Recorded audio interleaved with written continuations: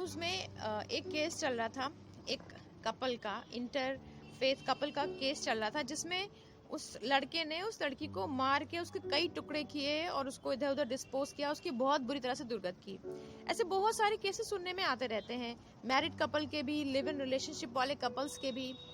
तो ऐसा क्या होता है कि ये लड़कियां समझ नहीं पाती कि इनके साथ ये सब होने वाला है, और किस तरह से ये लड़कियां ऐसे लड़कों के चक्कर में फंस जाती हैं। तो इसके बारे में मैं आपको बताऊंगी आज। क्या होता है, ये जो लॉन्ग टर्म रिलेशनशिप में, देखिए क्रिमिनल्स दो तरह के होते हैं। एक तो वो होते हैं जो अपना शिकार को पाते हैं और तुरंत उसके ऊपर जो भी क्रिमिनल उनके एक्ट करना है वो कर देते हैं, मर्डर, रॉबरी, रेप, किडनैपिंग जो भी कर देते हैं। दूसरे जो प्रेडेटर्स होते हैं, क्रिमिनल्स होते हैं, वो इस मेंटालिटी के होते हैं कि वो रिलेशनशिप में जाते हैं, अपने शिकार के साथ रिलेशनशिप में जाते हैं, शादी करते हैं या अफेयर करते हैं, और उसके बाद उसे तिल तिल मारते हैं और अंत में उसे मार ही देते हैं। तो क्या देखते हैं वो, किस तरह से वो चुनते हैं अपने शिकार को, उसके बारे में आपको मैं अब बताऊंगी। रिलेशनशिप में जाने के बाद देखिए, अगर कोई क्रिमिनल किसी के ऊपर पहली नजर में ही अटैक करता है तो या तो वो उसे मार देगा या तो वो भाग जाएगा। लेकिन जब कोई रिलेशनशिप में चला जाता है तो रिलेशनशिप से निकलना मुश्किल होता है। तो ये जो प्रेडेटर्स होते हैं, ये ऐसे लोगों को चुनते हैं अपने अब्यूजिव रिलेशनशिप में डालने के लिए, जिनके अंदर दया का भाव होता है, जो समझदार होते हैं, जो लंबे रिश्तों में विश्वास करते हैं, जिनके अंदर ये अच्छी क्वालिटीज होती हैं। तो अच्छी क्वालिटीज तो हमें अपने अंदर से नहीं जाने देना है। दया का भाव, इंसानियत का भाव, लोगों की मदद करना, जनरस होना, दयालु होना, हेल्पफुल होना, बहुत ओपन होना, ये सब अच्छी आदतें हैं, इन्हें देखते हैं वो। लेकिन क्योंकि प्रेडेटर्स इन आदतों को देखकर अपने विक्टिम को पसंद करते हैं, चुनते हैं, इसका मतलब ये नहीं कि हमें इन आदतों को छोड़ देना है। इसके साथ साथ कुछ नेगेटिव ट्रेट्स भी होते हैं विक्टिम्स में, शिकार में, जिससे ये प्रेडेटर्स देखते हैं, उनके ऊपर हमें काम करना है।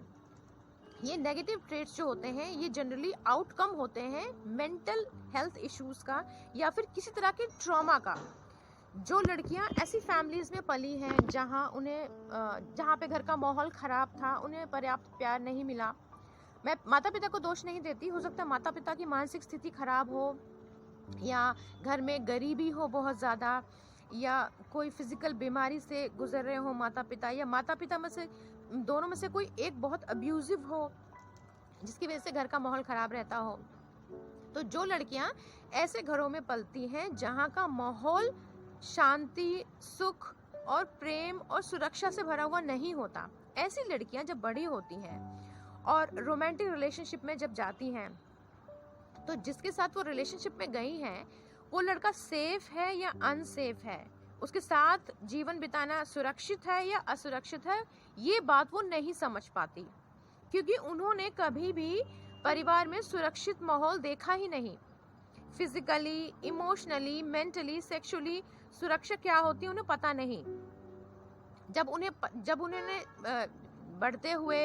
जैसे जैसे वो बड़े हुए उम्र में, जब उन्होंने सीखा ही नहीं, देखा ही नहीं कि एक सुरक्षित माहौल क्या होता है,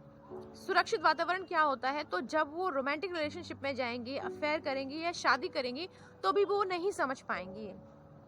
मार पीट, लड़ाई झगड़ा, रोना धोना, ये सब देखते हुए ही जो लड़कियां पली हैं, वो जब ऐसे रिश्तों में पड़ जाती हैं, ऐसी शादी में पड़ जाती हैं या ऐसे अफेयर में पड़ जाती हैं जहाँ पे ये सब चीजें होती हैं,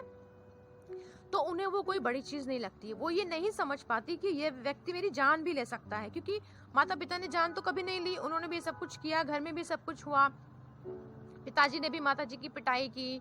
और हर तरह से परेशान किया। माँ हमेशा दुखी रही, रोती रही, लेकिन फिर भी पिताजी से प्यार करती थी, उनके लिए व्रत रखती थी, सब कुछ करती थी। इस तरह का माहौल देखकर जो लड़की पली है, वो जब एक ऐसे लड़के के साथ में एंगेज होती है, अफेयर में होती है, लिव इन रिलेशनशिप में होती है, जो उसको मारता है, पीटता है, परेशान करता है, टॉर्चर करता है, तो उसे लगता है कि जैसे मम्मी ने निभा लिया, मैं भी निभा लूंगी। या उल्टा भी हो सकता है, कुछ घरों में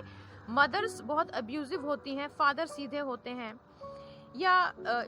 जॉइंट फैमिली में अगर थे, वहाँ देखा कि जो घर के जो बड़े थे वो बहुत तानाशाह थे और माता पिता को ही बहुत दबा के रखा। किसी भी तरह का कोई भी अब्यूजिव रिलेशनशिप अगर घर में पनपते हुए बच्चों ने देखा है, फिर वो बच्चे जब बड़े होते हैं, जब वो रिलेशनशिप में जाते हैं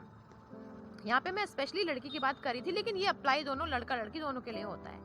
ऐसे लोग जब एडल्ट रिलेशनशिप में जाते हैं, फ्रेंडशिप हो, ऑफिस में कॉलीग्स के साथ रिलेशनशिप हो या रोमांटिक रिलेशनशिप हो, तो ऐसे एडल्ट्स जो डिसफंक्शनल फैमिली से आए हैं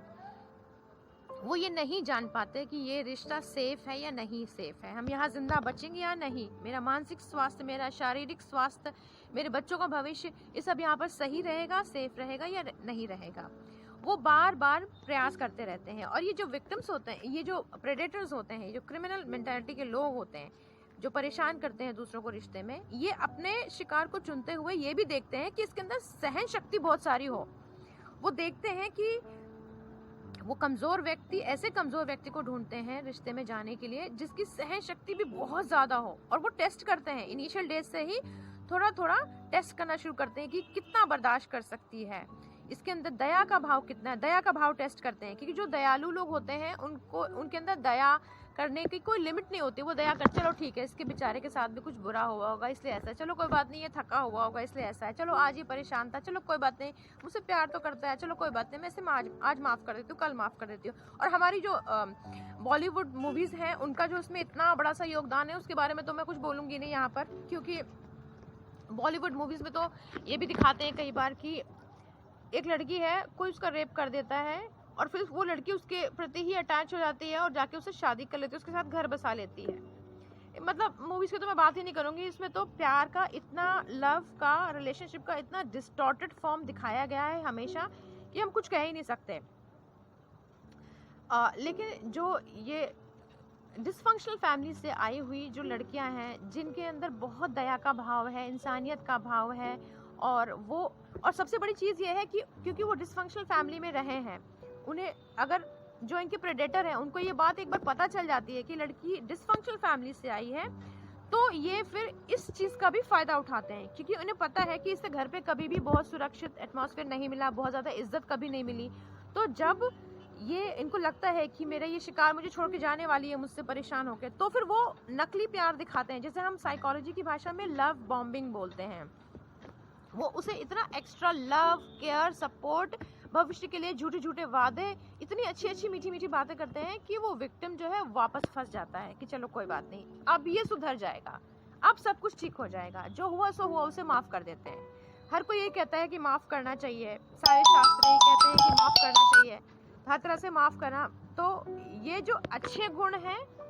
एक विक्टिम के, एक शिकार के अच्छे पॉजिटिव गुण, दया का भाव, इंसानियत का भाव, क्षमा करने की क्षमता, सहने की क्षमता,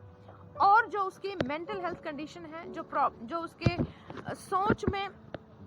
प्रॉब्लम्स हैं, जो उसके डिसफंक्शनल फैमिली में पलने की वजह से उसके अंदर आ गई हैं, उन सबको साथ में लेकर, उन सबका फ़ायदा उठाते हुए ये जो साइकोपैथ्स, सोशियोपैथ्स होते हैं, क्रिमिनल मेंटालिटी के लोग होते हैं, ये रिलेशनशिप में चले जाते हैं।